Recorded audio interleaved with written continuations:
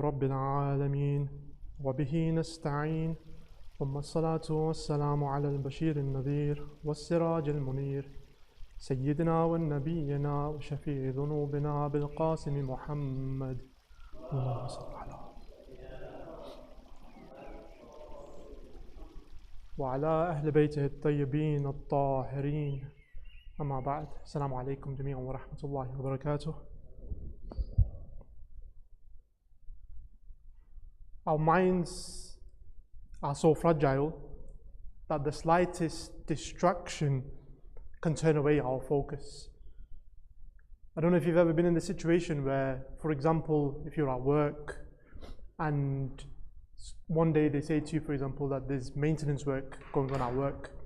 So you're trying to do your job, you're busy focusing, but then in the background you can hear a drilling noise, you can hear people laboring in the back. And no matter how hard you try to concentrate, your mind keeps drifting to this noise. The noise is annoying me, I can't focus, I can't maintain my concentration. And it happens in so many occasions.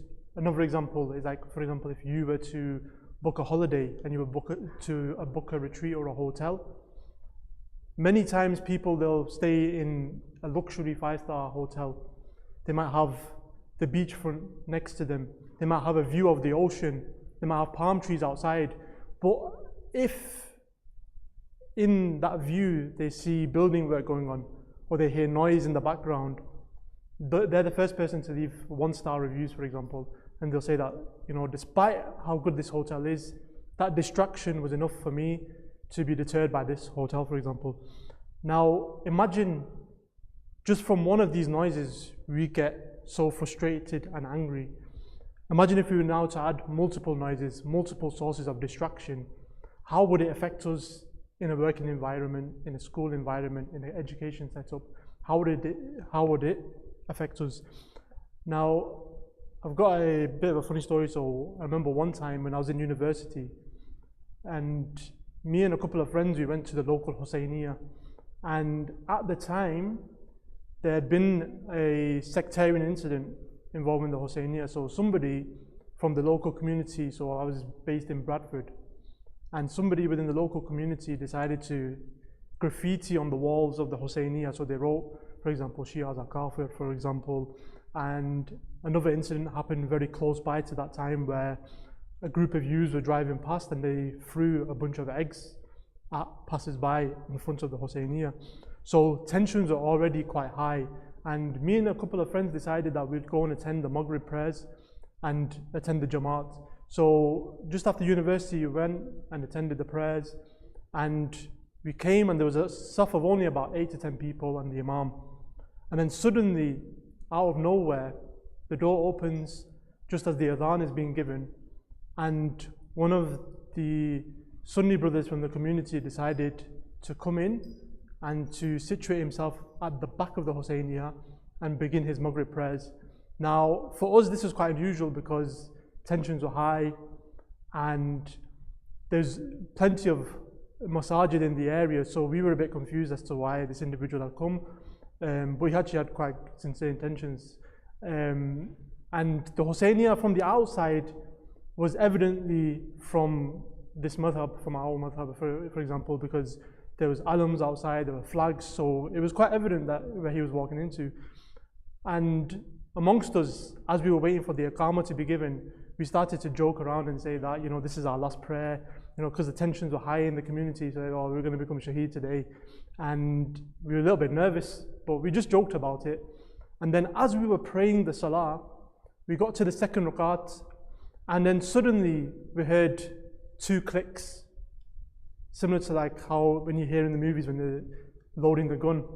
So now suddenly we were gone from the salah, being our head down, and everyone became upright. A couple of people became a bit agitated. And then a few seconds later, there was a large sound and a couple of the people jumped in the salah. One of my friends, both of his feet left the ground, quite literally. So what that shows us is in that moment, because we had our attentions turned to the back of the Husseiniya, at this individual, we lost focus and sight of the present moment and being in that state of concentration in the salah. So it shows us how fragile our minds are, how easily we can become distracted within the moment. And if we now take these analogies, for example, when we're working and we become distracted by the drilling noise or the maintenance noise, and we now go to the macro level, we zoom out and we look at our lives. On a day-to-day basis, we're constantly going through different forms of noise, different forms of distraction that become intensified and multiplied in our day-to-day lives. There's a constant chatter within our minds, and there's constant distractions running through our minds, and we easily become distracted and we struggle to tame these emotions, these feelings that we have. We're constantly thinking about our worries, we're thinking about our anxieties. We might have a difficult relationship at home that we're dealing with, whether that be with our parents or our spouses or our children, for example. Or we may be thinking about our money matters, and for example, how work hasn't paid me the correct salary this year or this month, and I need to chase up certain overtime and this and that, and our minds easily become preoccupied. We might be chasing status, we might be chasing a promotion at work, we might be thinking about meeting up with our friends and having a catch up after a while. And then, just to intensify our thoughts and our emotions further, we now have these phones with us. We have this constant distraction, the constant use of social media, and the various platforms that we use. So we, for example, are exposed to different people's perspectives, different people's voices, and we're not just limited within our close social circle, but we're being expanded. We may, for example, be listening to an influencer who is from Australia. We may be listening to a politician who may be from the South Americas, for example. So we're constantly being bombarded, we're being overwhelmed by this information and this constant voices and discussions and chatter within the mind. Now, just to deviate slightly, and inshallah we'll bring it back to the point, many sociologists and many people of this caliber have discussed this notion and idea of 6 degrees of separation. Now, many of you are aware of this anyway, but just to clarify this, 6 degrees of separation is this idea and notion that you and I are separated from somebody, for example, on the other side of the world, maybe in the outback in Australia, or maybe as far and as remote as the Amazon rainforest. We are separated by any single individual in the world by a chain of 6 people. And when we look at, for example, some of the critics of this notion of 6 degrees of separation and whether it's possible or not to separate ourselves between a chain of 6 people, some of the critics have said that, for example, globalization, social media, these factors perhaps make 6 degrees of separation true. But if we were to go back maybe as close back as 25, 30 years ago, this may not have been the case. We, for example, may have been surrounded by our close family circle, our friends, our local network and community within our area, within our vicinity, and the furthest we may have dwelled is gone beyond the next closest city, for example. We may have contacts within those areas, but not beyond it. And therefore, some of the critics have said that it would require far more than 6 degrees in previous decades and generations. Now, when we go back and we think about this, and the fact that now we are more connected than ever to other people, we're more connected to different people's voices, and we think about the analogies that we've given before with work and distractions, for example, how do we filter the noise? How do we progress? How is it that, for example, in the work environment, how can we overcome the noise? And how is it in our day-to-day lives, how can we overcome the various different noises, distractions, and things that lose our focus in order to fulfill our job? If we take the analogy of the job and the noise distraction, and we say that our job in this life is to build a relationship with Allah, to build a relationship with God, but how do we filter the noise? How do we retain our focus? And one of the things that I wanted to speak about today is how the spiritual practitioners in the religion would, for example, advocate for this notion of khalwa, which is seclusion, to draw oneself away from society for a short period of time, in order to move away from the noise, in order to retreat from the noise and to recalibrate our compass so that we can understand what our purpose and our job is. Now, what's interesting is that the advocates for khalwa, or seclusion away from society, seclusion away from our normal working day environment just for a short period of time to recalibrate, these individuals were living in those generations that we spoke about earlier, where perhaps 6 degrees of separation wasn't as much of a notion. Perhaps you were just limited to a small community around you in certain areas and certain times and location, and yet for those individuals, a retreat, a seclusion, a stepping back was crucial in order to build a relationship with God. And therefore now, when we have social media, when we have more noise, when we have more distraction, it becomes more pertinent than ever to perhaps take a step back, perhaps zoom out from our lives. We're so busy and zoomed in and constantly on the go. We perhaps need to take a step back and look at our lives from an outer perspective, and maybe move back and step away from the busyness of our lives and give time to exploring that relationship with God. Now, for some people, they might hear these concepts like khalwa and say that this is an alien, perhaps Sufi-like concept. And this is hardly the case, because even when we look and we think about the practices that we perform in our day-to-day lives as Muslims, we see this notion throughout our practices, whether we're practicing or not. So for example, the salah is a way for us to seclude ourselves and to step back and to draw back from our busy daily schedule. For example, we hear so many people that say that I'm too busy at work, I can't take time out to pray. But that's the whole notion of the prayer, to move away from those things that are completely distracting us and preoccupying our time, and just to take a step back and to say that I need to spend a little bit of time with God. Or we see, for example, i'tikaf in Ramadan. Many people will take a period of seclusion for 3 days and spend their time dedicating themselves to worship and God. So this notion isn't an alien concept. We even see it when fasting, for example. We step back and step away from food and our addiction to food, for example. So this notion of stepping back isn't something alien. It's something that's apparent within all sects and madahib within Islam. Now, before we end, I wanted to bring this hadith in from Imam As-Sadiq alayhi salam. And this hadith attributed to Imam As-Sadiq is quite interesting, because the Imam, he says, for example, in this hadith, that one who passes his evenings and mornings in such a way that the world is his biggest concern, God ordains poverty between his eyes and causes his affairs to be disjointed, while he doesn't attain anything except what has been apportioned for him. As for one who passes his evenings and mornings while his biggest concern and goal is the hereafter, God puts contentment in his heart and gives a wholeness and a unity to his affairs.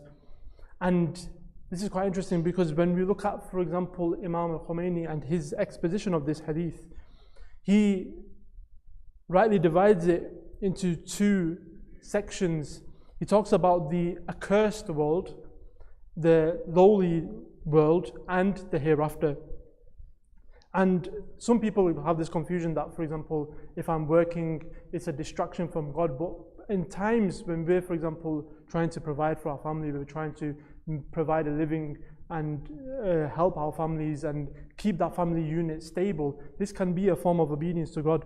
But Imam Khomeini, in this commentary of this hadith, he says that the accursed world rather is the sum of all things preventing us from obeying God and keeping us from his love and seeking the hereafter. So this is a reminder for us that perhaps at times we may need to take a detox.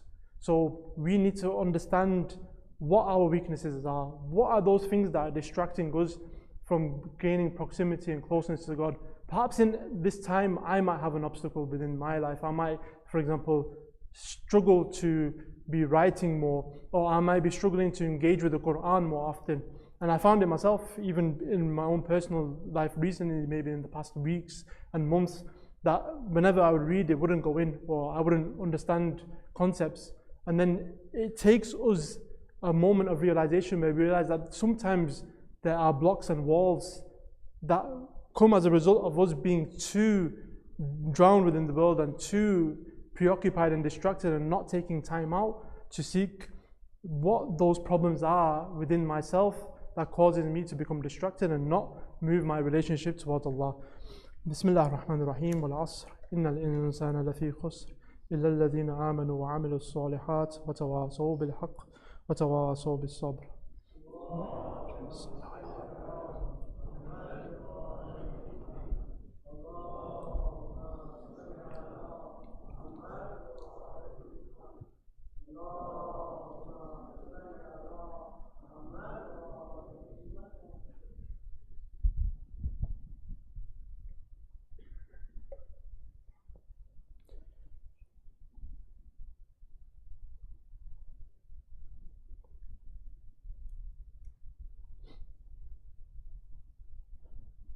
Bismillah ar-Rahman ar-Rahim, alhamdulillahi rabbil alameen, wassalatu wassalamu ala ashrafil anbiya'i wal mursaleen wa alihi at-tayyibin at-tahirin, salawatu ala Muhammad wa ali Muhammad.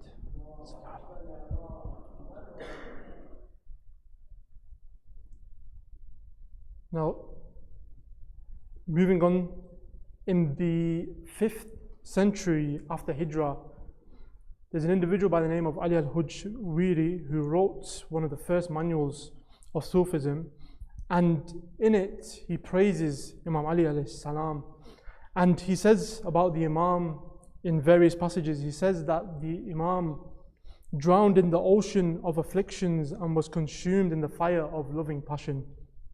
Ali is the Imam of this path, i.e. the path of wayfaring to God, in respect to both theoretical knowledge and practical application. And then when he describes what he means by practical application, he says that it is being summed up in the endurance of affliction. And this is interesting because when we look at the hadith literature, we find various ahadith talking about how the ignorant person is fearful of that which the God-conscious person finds intimacy with Allah. And in this context, we realize that most people don't enjoy difficulties. If you ask many people, if you've gone through suffering, you've lost a family member, you've lost your job, or you may have had a fine that may have caused you to lose a little bit of wealth, for example, you don't enjoy it. But for Imam Ali alayhi salam, it becomes apparent in these ahadith that this becomes a means to further remove the love of those things that are temporary in favor of the permanence of God. Whereas for most, the attachment towards these temporary things in our lives grounds us over progressing. It grounds us and keeps us distracted in the noise. And it causes us more suffering when we eventually lose these things, when we lose our money, when we lose our jobs, we become more upset, we become more saddened by our state. If we, for example, have difficulty in our relationships, or we lose friends, or we may lose money, we may become so sad. But Imam Ali is an individual who saw comfort in the permanent things in life rather than those things that are temporary. Now, when we look back at this hadith and these hadith that indicate that the ignorant person is fearful of that which the God-conscious finds intimacy with. So, for example, enduring affliction. Likewise, when we go back to this idea of seclusion, many people don't like and don't enjoy being by themselves. They, for example, they don't want to be left in a room by themselves, or to be alone in solitude, or to be alone without the phone. You know, many of us, we can't even go to the bathroom without taking the phone with us. So many of us don't like being in a state of solitude, being in a state of silence, being in a remote area with no one around, with no noise. But hadith like this indicate that for the people that are God conscious, they love being in this environment. They love having a chance to step back, having a chance to reflect. And the sages yearn for these kind of moments, these kind of moments of silence and quiet to be able to reflect on their actions and to be bettering themselves, as opposed to being in a busy environment and not having focus on what we're here for. Now, one of the misconceptions that we have to address is that seclusion is only a temporary thing. So for many of the practitioners of this way, they'll say that this is a temporary thing. It shouldn't be something that's carried out for months and years, that we just go in the mountains and seclude ourselves. But rather, that when we go back to what this Ali al-Hujwiri says about Imam Ali as being the person who not only had theoretical knowledge but also has the practical application of it, he would refine his character by being tested in social environments, by being tested amongst people in society. It's not just a case of secluding ourselves, but we have to go out. We have to go into society and be tested. So for example, I may have an anger issue, I may have a short fuse, I might easily become angered. And it's only until I go into society and someone tests my patience, someone angers me, someone shouts at me for no good reason, do I find out the true character of myself, and do I find out whether I can control this anger. And it's happened so many times, and I'm sure you've had it in work or in a school environment where, for example, you've got a difficult customer and they start shouting at you for no apparent reason, and then you become angry and you start to become aggressive and you start to fight back. But how many of us in these kind of situations can step back and say, actually, you know what, I need to calm down and I need to assess the situation and assess myself. So this is where times like seclusion become a great means for us to build our character and to reflect on how we are in society, so that when we go back into society, we become better versions of ourselves, and it allows us to regroup through this act of seclusion so that we can go back again into society, but stronger and more refined. Now, usually in this segment, I like to speak about some social issues, and in particular, bearing in mind what we've discussed so far, in the UK society now, as of like October of 2025, we see so many reports. For example, many people have produced reports saying that 1 in 3 children are facing child poverty in the UK. Many people in the UK are suffering.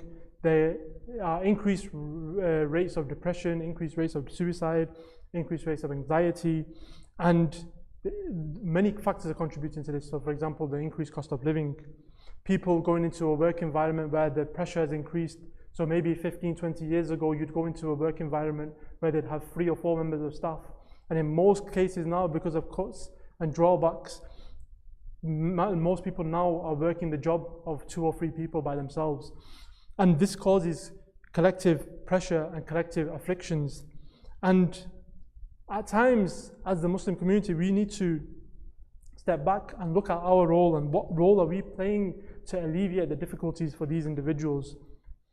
And there are so many ways that we can alleviate these sufferings and these difficulties, and sometimes they might involve taking a large social position, a more prominent social position in society. So for example, I may have to engage in politics, I may have to engage in charity work and take up my time.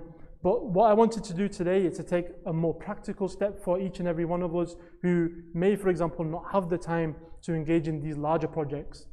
And it's quite a simple thing really, but in my own personal life, I like to speak about things that I've encountered myself. And for example, in the work environment, many of us go to work and we go to our jobs and we have different positions and roles in our workforce. And unfortunately, because many of us are chasing our own desires and our own needs, we might want that promotion, for example. We might want to hit the KPIs and the targets that the company or the institution that I'm working for has set out for us. But at times, by doing this, and as we see the increased pressure on people in their workplace and in their social lives and in their financial lives, we, for example, don't become sympathetic to those people and we try and chase our own goals. We try and, for example, get the pay rise and get the promotion at work, and we try and, for example, push services or push targets. And we do this in order to get, for example, a slight raise or a slight bonus, or a increase in position for a better wage. But many of the times in workplaces, and even in my own workplace, I've seen it so often within the healthcare sector, many people in positions of management and in positions of power, they will subjugate and pressurize and be intolerant to their work colleagues. They'll, for example, force them into doing extra work, or maybe even keep them back, or maybe not allow holiday allowances to them, and make their life a living hell. So many times I've come across working environments, particularly within the healthcare sector, within pharmacies, for example, where many people in these staff are struggling. They're finding difficulties not only financially, but also in the workplace. Many of them have gone on to antidepressants, for example. Many of them are suffering. And when you ask them what's the root cause of the suffering, they often point to their Muslim colleague. Sadly, they point to their Muslim colleague, because many people, when they get into a position of power, they start to think about themselves. They start to become selfish. They start to chase their ego, and they want, for example, that extra £1,000 at the end of the year, that extra £1,500 at the end of the year, just at the expense of 4, 5, 6 different colleagues. They'd rather they suffer, they'd rather they go through difficulty at the expense of their own desires, at the expense of their own chasing of wealth. So we need to ask ourselves a question that, in my working environment, what am I doing on a day-to-day basis to help improve the condition of my working colleagues, my friends that I'm working with? Do they feel comfortable around me, knowing that I'm going to help their condition? I'm going to be there for them emotionally when they're suffering and they're going through difficulties. I'm going to be there for them when they want to have a bit of relief at work. Or am I going to be the source of pressure? Am I going to be the source of difficulty? Am I going to be the source of anxiety for those individuals? So we need to ask ourselves this question, particularly in the rising case of Islamophobia within the media, as we see it nowadays. We see constant Islamophobic rhetoric, whether it be explicit or implicit. And societally, we could have a role as individuals that go to work. We could, for example, alleviate the suffering of our colleagues. Just be there, maybe be friendly, smile, ask them how they are if they're, for example, gone off on sick, or even make their working conditions a lot better, just so that then they can have an easier life. And it doesn't really ask for much, but inshallah, we pray that we can alleviate the sufferings of these individuals through taking time out, through reflecting on our character and trying to build our character and being a better individual. Bismillah ar-Rahman ar-Rahim. Allahumma salli ala Muhammadin al-Mustafa sallallahu alayhi wa alihi wa sallam. Wa ala Aliyin al-Murtada. وعلى فاطمة الزهراء سلام الله عليها وعلى الحسن والحسين سيدي شباب أهل الجنة وعلى علي بن الحسين ومحمد بن علي وجعفر بن محمد وموسى بن جعفر وعلي بن موسى ومحمد بن علي وعلي بن محمد والحسن بن علي وخلف القائم المهدي المنتظر أجل الله تعالى فرجه. Can I ask you, before we start the Salat, to recite Al-Fatiha for all of those suffering in the world and those suffering in all of the war-torn conflict areas. Bismillah ar-Rahman ar-Rahim.